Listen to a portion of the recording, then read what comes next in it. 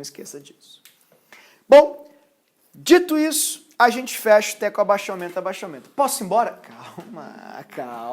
Calma que falta uma coisinha. Eu queria comentar com você um pequeno problema que foi resolvido por dois químicos. Primeiro por este holandês que tem os cabelos esvoaçantes e depois por um francês chamado Raoult. Foi o Raoult que fez. Exatamente. O Raoult ajudou bastante, ajudou muito na matemática e tal. Raoult teve uma grande participação nisso tudo.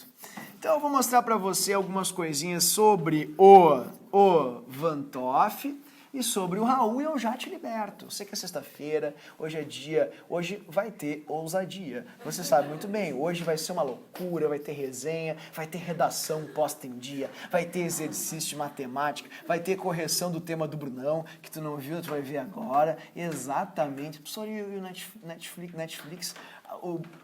Não tem, o canal do professor não tá no Netflix, né? Não tá, exatamente, é verdade, você pode chamar a família, chamar os amigos para assistir aula, né? Exatamente, de correção de exercícios, olha que coisa maravilhosa, para uma sexta-feira de noite. Vamos lá? Fator de Van Toff. Essa parte aqui, ela tá dentro do rol das questões mais chatinhas. Elas não são mais muito comuns, assim, elas são bem até atípicas. Antigamente aparecia bastante, hoje em dia a última vez que caiu acho que foi em 2009 e o Enem nunca mencionou isso também. Entretanto, pessoal, eu acho um pouco arriscado você nem ver isso, entendeu?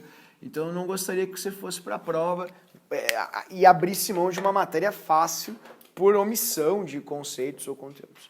Então vamos lá. O Van Toff ele se deparou com uma coisa meio estranha. Ele pensou assim: muito sal, tecão, pouco sal, tequinho. Pronto, já era, é isso aí. Mas vamos quantificar. Quantifique para mim, quantifique-o. Beleza. Então vamos colocar aqui 1 litro de água, ou 1 quilo. 1 quilo ou 1 litro de água, lembrando que a densidade da água é um padrão, é uma referência. Coloquemos 1 litro ou 1 quilo de água. Assim. Ok? Beleza. Água. Tá, vamos colocar no primeiro, vamos colocar aqui 1 mol. 1 mol de quê, professor? Um açúcar, açucarzinho, sacarose. É que assim, ó, odeio química. Não é pessoal, é só matéria, é terrível. Como que eu vou colocar 1 mol de sacarose? E eu lá tenho tempo para contar 600 sextilhões de moléculas de sacarose. Se eu não me perder no meio, o que eu faço? Calma, querido, não é assim. Você vai fazer por intermédio da massa. Que massa, professor? Você vai até o nosso oráculo, a tabela, e você vai perceber que a massa da sacarose molar é de 342 gramas por mol. Então, ao colocar 342 gramas por mol ali dentro, você vai ter 1 mol, 600 sextilhões de moléculas de sacarose. Tá, não, mas, professor, olha só, eu tô me sentindo meio estranho. Eu gostei de soluções. Eu sou normal? Definitivamente não. Definitivamente. Tá, mas olha só, eu até entendi, porque se eu botei 1 mol de sacarose em 1 litro de solução, eu tenho 1 mol por litro. Genial, genial. Você tem uma solução molar, 1 mol por litro. Tá, beleza. Tá, mas e se a gente fizer isso aqui, ó, com salzinho? Eu pego lá do meu saleiro, sal, e eu coloco 1 mol de sal. Como é que eu vou saber quando eu coloquei 1 mol de sal? Calma, querido, eu sei que a gente fica emocionado nessa parte, mas respira fundo, não grita. 58,5 gramas por mol. Essa é a massa do sal. Quando você coloca isso, você sabe que você colocou 600 sextilhões de sal. Saizinhos. Tá, então, professor, sabe que eu sou um ótimo aluno de soluções. E se você botou 1 mol em 1 litro, você tem 1 mol por litro. Genial, querido. Tá, então olha que fácil. Eu acho que eu entendi essa matéria. Quanto mais partículas tem, tecão. Menos partículas tem, tequinho. Isso. Então, 1 e 1 igual, mesmo teco. Tem que ser assim. Esse seria o pensamento pessoal da época, só que o Van Toff se deparou com uma coisa um pouquinho estranha. Quando ele foi medir o teco das duas, ele viu que o teco da sacarose era menor que o teco do sal. E pro choque e surpresa de todos, querido, não era pouca coisa não. Vou mostrar. O teco abaixa, aumenta do sal Sabe quantas vezes maior ele era? 2 vezes. Ah, daí... Aí deu problema. Aí deu ruim, né? Como se fala assim, pedagogicamente falando. Deu ruim, deu ruim. Sabe por quê? Porque ele percebeu que tinha... Olha ali, eu tô bem. 2 vezes mais teco no sal do que na sacarose. Ah, a pessoa até é burro. Se tem 2 vezes mais teco no sal do que na sacarose, os 2 tem que estar aqui. Não. Ó, isso aqui significa que este multiplicado por 2 fica igual a este. Logo, este aqui tem o dobro do teco deste aqui. Mas e como isso é possível? Se ele botou a mesma quantia e depende do número de partículas, tudo foi uma ilusão. Tudo foi uma ilusão. Pensei que fosse fácil, me entreguei, acreditei, pensei que era só teco, desenhei vários tecos aqui, até na minha mesa aqui. E agora tu me diz que não é bem assim. Querido, o problema é que um desses solutos sofre um fenômeno chamado de fenômeno da dissociação. Isso acontece quando o soluto é iônico. Quando o soluto é iônico, ele se fragmenta. Ele vai literalmente se multiplicar dentro d'água. Então, um NaCl, por exemplo, se separará em um Na+, e um Cl-. Olha, numa conta muito, mas muito rápida e simples, você vai ter, para cada partícula adicionada de NaCl, 2 partículas formadas dentro da solução. Tu entendeu? Então foi isso que o Van 't Hoff, de forma genial, percebeu. Que a proporção é de 1 para 1 cátion e 1 ânion. Portanto, é 1 para 2 íons. Íons. Como é que eu chamo, então, esse fator de correção, que é correspondente aos íons? Íons. Vamos chamar de I de íons. E esse é o fator de Van 't Hoff. Van 't Hoff disse assim, querido, se o teu soluto for iônico, tu tem que cuidar, porque eles se dissociam. Ó, solutos iônicos dissociam-se. E se eles se dissociam, vocês precisam levar em consideração o número de íons formados ou produzidos. Mas tu disse que não tinha número, professor. O número só mostra o tamanho do teco. Então, por exemplo, se você olha o número 1, você dimensiona o teco correspondente ao número 1. Mas quando você olha um soluto iônico, segundo Van 't Hoff, para você saber o real tamanho do teco dele, você tem que corrigir. E você faz essa correção multiplicando a concentração dele pelo número de íons que ele gera. E dessa forma, querido, tudo se explica, tudo se esclarece, tudo se revela. Você vai ter um total de partículas dentro da solução igual a 2 molar. Essa é a quantidade. Por isso que é o dobro do primeiro, porque os íons se proliferam. Então, os solutos iônicos, eles sempre se dissociam, e os solutos moleculares não. Portanto, se o seu soluto for... Professor, eu estou um pouco sim constrangido, mas é que me deu um branco, é sexta-feira, né? Eu não aguento mais, eu quero me libertar. E é a única coisa que me vem à cabeça, né? Exatamente, estou pensando em pular pela janela, sair, eu estou vendo rotas de fuga aqui dentro, professor, eu não aguento mais, me liberta. Eu não lembro o que é um soluto iônico e muito menos o que é um soluto molecular. Calma, querido, calma, eu vou resolver isso para ti. O soluto iônico é aquele formado por metal e não metal. E o soluto molecular é o formado somente por não metais. Então, por exemplo, a sacarose, não estou conseguindo abrir a caneta. Pronto, abri a caneta. A sacarose, tu vê a idade, né? Ai, adolescência é uma benção. Aproveita, viu, pessoal? Aproveita.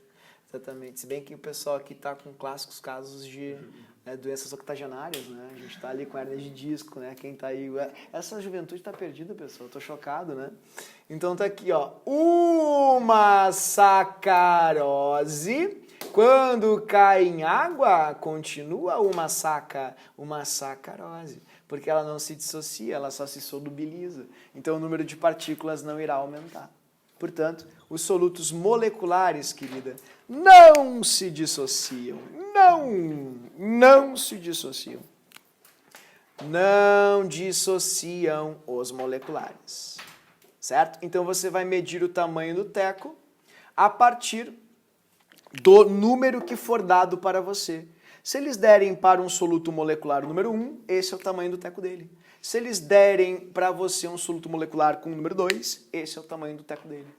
Agora, se derem para você um soluto iônico com o número 1, respira fundo. Eles estão escondendo o jogo. Você precisa ver o número de íons que aquele soluto gera para você mensurar o tamanho do efeito corrigativo, ou seja, o tamanho do teco dessa solução, desse soluto. Tudo bem? Então, queridos, essa é a parte mais profunda do assunto. Porém, existe uma universidade terrível, você sabe muito bem de quem eu estou falando, a nossa algoz, a CAF, ela muda os parâmetros e as referências. Ela cobra coisas um pouco mais complexas, sobre as quais eu gostaria de tecer alguns pequenos comentários. Primeiro, o ensino básico sempre vai trabalhar com solutos que são 100% dissociados. 100. Professor, tem labirintite, eu vou vomitar. Calma. 100% dissociados. Porém, existem vários solutos que não se dissociam 100%. Mas isso você só vê na graduação. E uma terrível. E de química, imagina só que coisa horrível. Era uma tristeza. Eu não podia falar isso. Mas era. Então, como é que eu corrijo, professor, quando, por exemplo, o soluto não se dissocia totalmente? Se eu jogo 10 sais, por exemplo, e 9 deles se dissociam, eu não vou ter 20 íons, por exemplo. Não, porque um não vai se proliferar. Como é que a gente calcula isso? Uma pessoa que conseguiu pensar nisso, é uma pessoa que tinha amigos, tinha vida social? Evidente que não. Evidente que não. E vou mostrar o que ele pensou. Van 't Hoff. Vamos lá? Olha só. Não precisa fazer, porque eu já fiz isso por ti. Só preciso usufruir. Tá? Vai cair? Qual o nível de azar que tu tem? O mundo conspira contra você.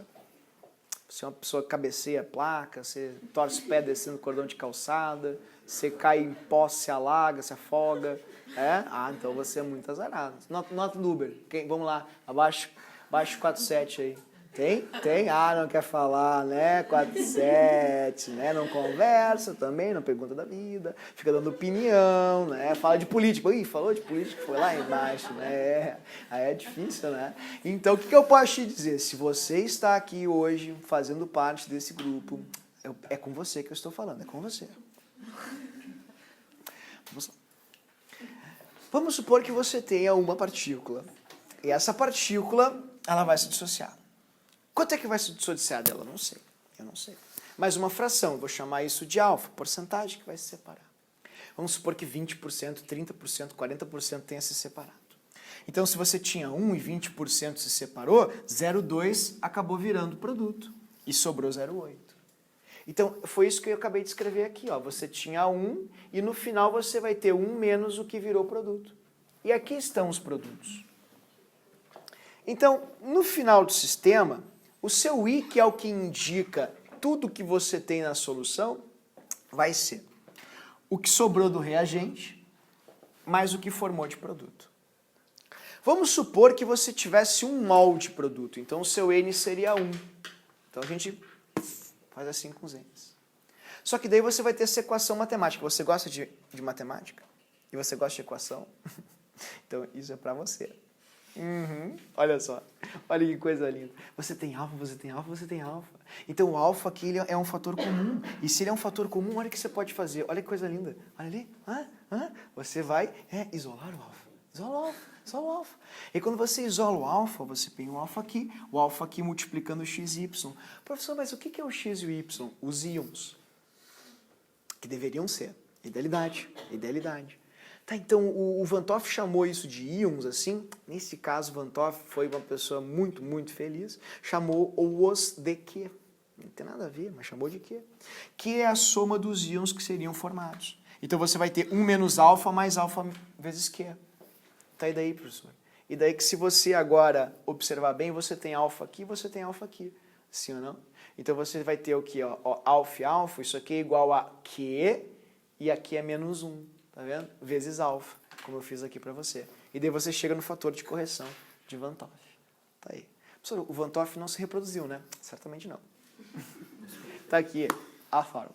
Mas e como é que eu uso isso, professor? Eu vou te mostrar agora, mas presta atenção. Eu trouxe para você um exemplo que... Saúde. Eu trouxe para você um exemplo que eu já vi na Faculdade do Paraná, foi só lá, tá? Eu não quero, eu quero ir embora. Calma, só uma vez, só agora e nunca mais você vai fazer isso, tá?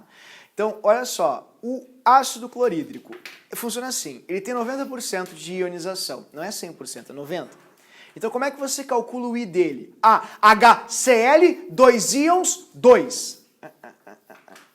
Se ele não tem 100% de ionização, não pode ser 2. Porque 2 seria para 100% de ionização. Como ele não se ioniza 100%, você tem que aplicar o fator de Van 't Hoff. Aí você vai fazer 1 mais 90% vezes 2 menos 1. O I dele vai ser 1,9. Uma dica, tá? Se houver um cataclisma, sabe, assim, um apocalipse zumbi, sei lá, alguma coisa assim, os caras enlouquecerem e cobrarem uma coisa dessa, eu vou te dar uma sugestão, além da D, evidentemente, que é o seguinte: se a porcentagem de dissociação ou ionização for menor que 100%, só marca que o teco vai ser menor do que os demais. Quanto maior for a dissociação, maior é o teco. Quanto menor for a dissociação, menor é o teco. Porque menos partículas você vai ter na solução.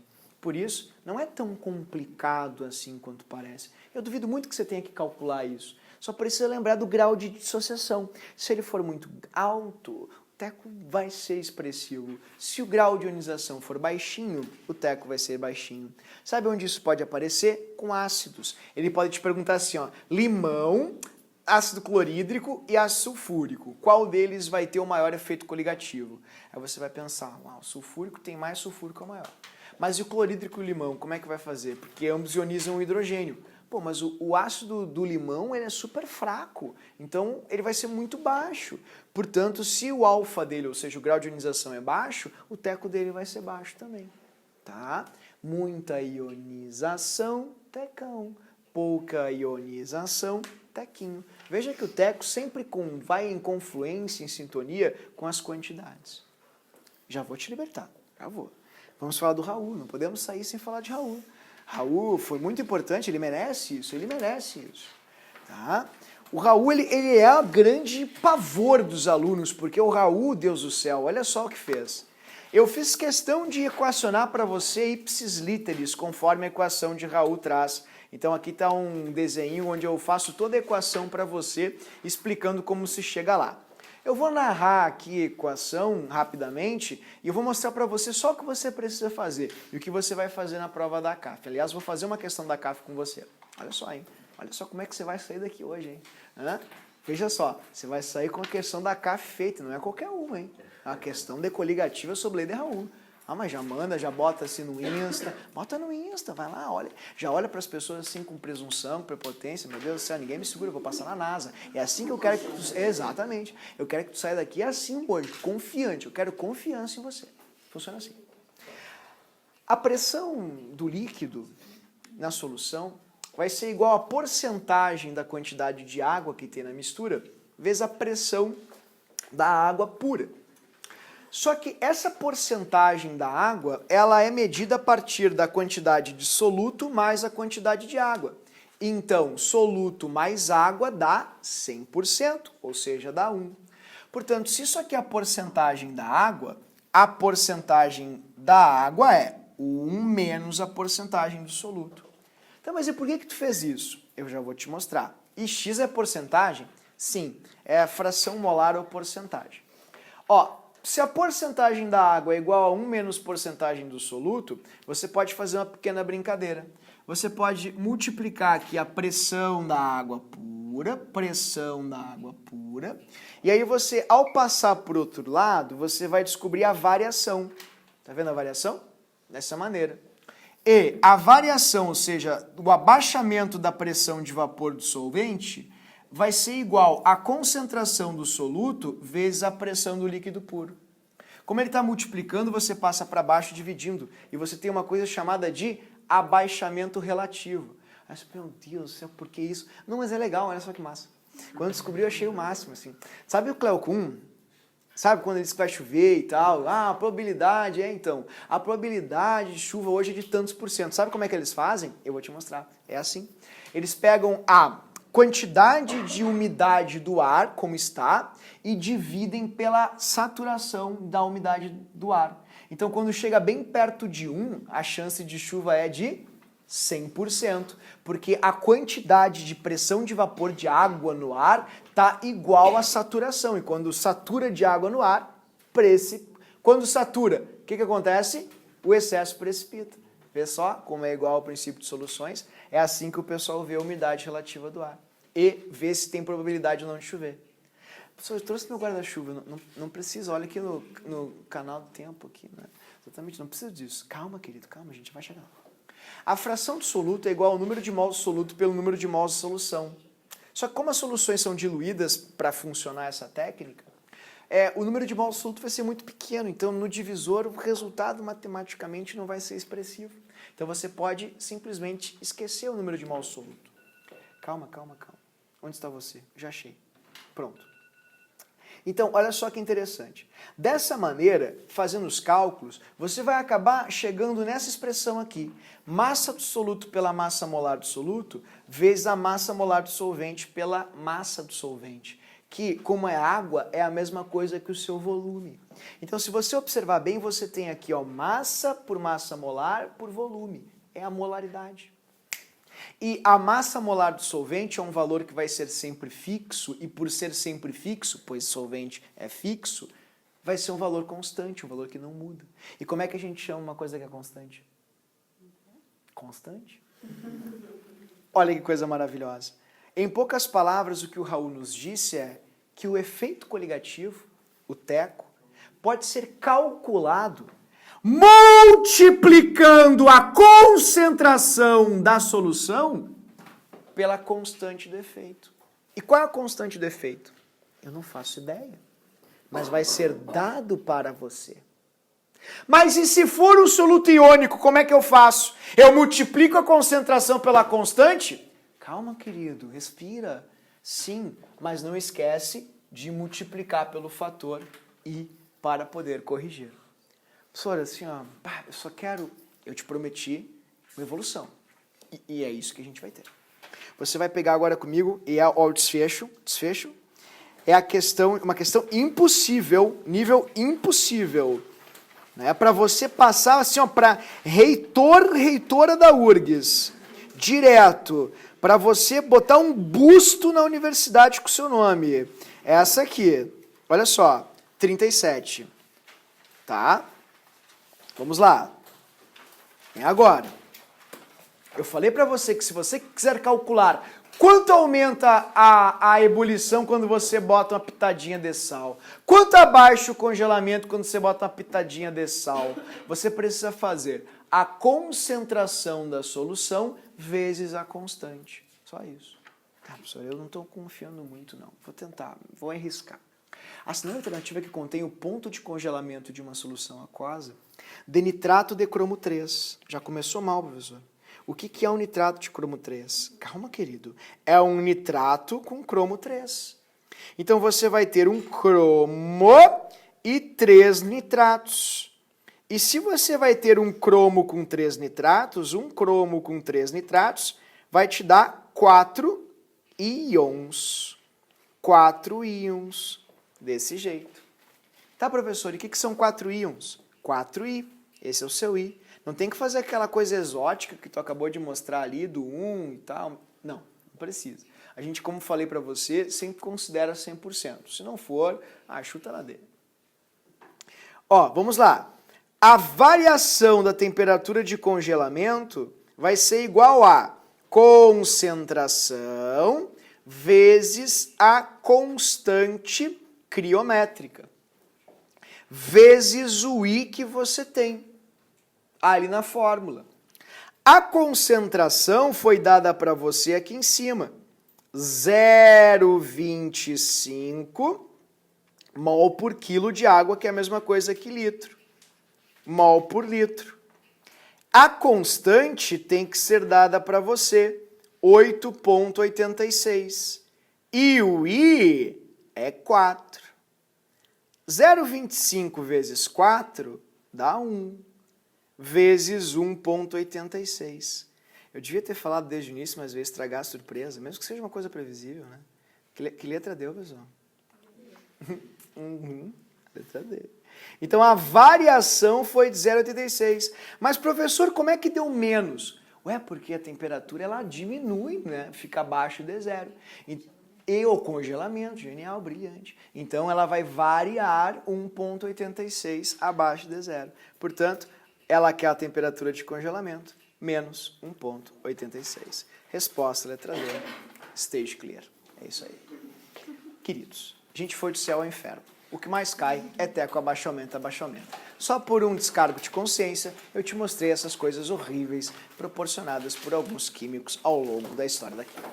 Muito obrigado pela atenção, o tema já está postado, fico à disposição de vocês, e não é férias ainda, hein? Semana que vem aula normal, e as férias serão um recesso, mas estarei aqui para fazer plantões, então quem quiser vir é só aparecer, o professor vai estar à disposição para vocês. Tudo bem? Muito obrigado, cuidem se eu sair.